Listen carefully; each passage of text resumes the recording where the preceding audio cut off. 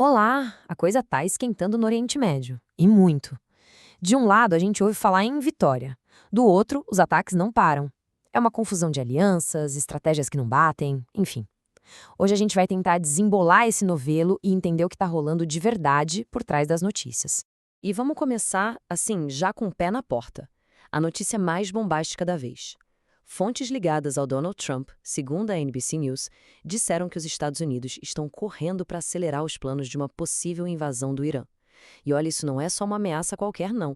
É um sinal claríssimo de que os US podem estar prestes a apertar um botão que muda o jogo completamente lá na região. E o negócio parece sério, não é só papo furado. O plano, pelo que se sabe, tem detalhes bem específicos. Estamos falando de mobilizar uma força de reação rápida de fuzileiros navais. É gente pra caramba. E o ponto de partida? Bem específico também, as Ilhas Karg. A pergunta é, por que é justamente essas ilhas? O que elas têm de tão especial? A resposta, olha só, tá num número, 90%. Esse número é a chave para entender toda a estratégia por trás desse alvo. 90% do quê? Vamos descobrir agora. Pronto, tá aí. As Ilhas Karg são basicamente o coração financeiro do Irã. É o funil por onde passa quase todo o petróleo que o país vende para o mundo. Quem controla ali, na prática, aperta o pescoço da economia iraniana. Ou seja, o alvo não é só militar, é totalmente estratégico. É pegar onde mais dói, no bolso. Ok, então enquanto os Estados Unidos parecem estar afiando as garras, Israel está contando uma história bem diferente para o mundo. Vamos dar uma olhada agora na versão oficial de Israel sobre como a guerra está indo. E para entender esse discurso, o contexto é tudo. Pouco antes, o Irã tinha atacado uma refinaria super importante em Haifa. Pensa bem, essa refinaria cuida de mais da metade do combustível de Israel. Então a pressão para dar uma resposta, para mostrar força, era gigantesca. Foi nesse clima tenso que o Netanyahu foi falar. E aí veio a declaração mais forte dele. Ele bateu no peito e disse: acabou. O Irã não consegue mais produzir mísseis balísticos. Foi uma mensagem de vitória, sabe? Para dizer que o inimigo estava desarmado. Um recado tanto para o pessoal de casa quanto para o resto do mundo. Mas o interessante aqui é a salada de mensagens, né? Por um lado, ele fala que acabou a capacidade nuclear e de mísseis do Irã, vitória total. Mas por outro, ele meio que admite pela primeira vez que derrubar o regime iraniano talvez não role. Um passo atrás bem claro no discurso. E aí, para completar, ele joga a ideia de que, para vencer mesmo, precisaria de uma invasão por terra, bem na linha do que o Trump estava considerando. Pois é. E é aqui que a narrativa começa a fazer água.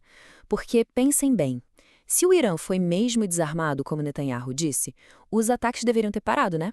A lógica seria essa. Só que o que aconteceu na prática foi bem diferente. Então vamos sair da teoria e ir para a prática, porque logo depois desse discurso de vitória, a resposta do Irã veio. E veio para desmontar completamente essa história. Essa linha do tempo aqui mostra a contradição na cara. Olha só, nos dias seguintes ao discurso, o Irã não só continuou com os ataques, como ainda expandiu os alvos. Começou a atingir refinarias no Kuwait, na Arábia Saudita, e, claro, os ataques a cidades como Jerusalém e Tel Aviv continuaram firmes e fortes. E, para não ter dúvida, o próprio Irã veio a público e falou: opa, negativo. Eles disseram que a produção de mísseis não só continua, como está a todo vapor em larga escala. É a palavra de um contra o outro, só que as ações em campo parecem dar mais razão para o Irã, né? Bom, com esses ataques se espalhando, o conflito que era entre dois países começa a ameaçar a vizinhança toda. E a paciência dos outros países da região, tá acabando. Essa fala do ministro saudita, gente, é talvez o sinal mais claro do perigo que está no ar. A Arábia Saudita, que é uma gigante ali na região, está dizendo com todas as letras: nossa paciência tem limite e a gente pode entrar na briga. Isso muda o patamar da ameaça, leva para um nível muito mais sério. E o que isso quer dizer na prática? Quer dizer o que os analistas chamam de guerra regional. Não é mais Israel contra Irã. É uma briga generalizada, com vários países, cada um com seu exército, suas alianças. As consequências? Imprevisíveis. Pode parar o fornecimento de petróleo para o mundo todo, pode gerar uma crise de refugiados gigantesca e bagunçar a economia global de um jeito que a gente nem imagina. Diante desse barril de pólvora, o mundo se dividiu. De um lado a gente tem a Europa, o Japão, o Canadá, todo mundo tentando a via da diplomacia, do diálogo com o Irã, focando em manter o petróleo fluindo sem precisar de guerra.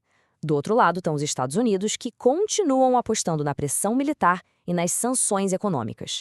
E é justamente nessa estratégia econômica dos americanos que a gente encontra a contradição mais recente e talvez a mais maluca de toda essa história. Uma coisa que parece ir contra tudo que eles mesmos estão fazendo. O secretário do Tesouro dos Estados Unidos soltou uma ideia que, sinceramente, deixou todo mundo de queixo caído, especialmente vindo de um governo que vive falando em pressão máxima contra o Irã. E a ideia tem a ver com esse número aqui, 140 milhões. Um número que sinaliza uma virada de 180 graus na política de sanções contra o Irã. E o que são esses 140 milhões? São barris de petróleo iraniano que já estão em navios no mar. Os Estados Unidos estão pensando em liberar a venda desses barris, principalmente para a Ásia. E por quê? Para evitar uma crise de energia no mundo todo. Ou seja, para não se complicar economicamente, os americanos estão pensando em deixar o Irã ganhar dinheiro com petróleo, exatamente o que as sanções deveriam impedir. Faz sentido? E isso tudo nos leva à pergunta que não quer calar. Se a história oficial é que a guerra está quase ganha, que o inimigo está contra a parede, por que então pensar em uma medida que vai dar bilhões de dólares para esse mesmo inimigo? As palavras dizem uma coisa, mas as ações apontam para outra direção. Uma contradição enorme no meio de um conflito que só cresce. No fim das contas, a pergunta talvez não seja quem está ganhando, mas sim, será que alguém realmente ganha numa guerra dessas?